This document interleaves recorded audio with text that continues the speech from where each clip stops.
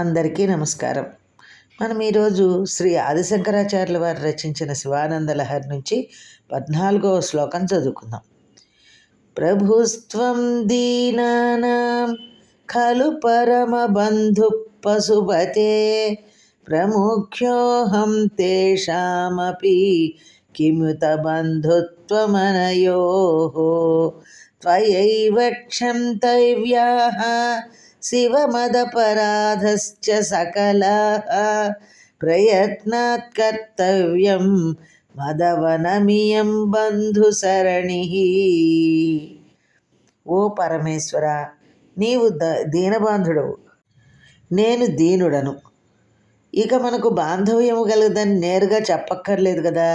కనుక నా తప్పులన్నీ మన్నించి తప్పక నన్ను నీవే కరుణించి రక్షింపవలసి ఉన్నది.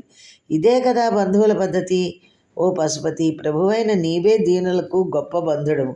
దీనులలో ముఖ్యుడు నేను. మన ఇద్దరి బంధుత్వము గురించి చెప్పేదేమున్నది.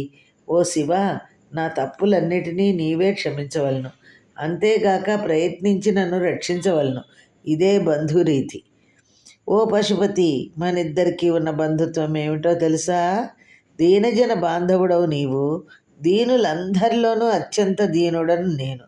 నా తప్పులన్నిటినీ మన్నించి రక్షించు. ముఖ్యమైన బంధురీతి ఇదే కదా అంటూ శ్రీ ఆదిశంకరాచార్యుల వారు ఆ శివుణ్ణి మనందరి తరఫున వేడుకున్నారన్నమాట.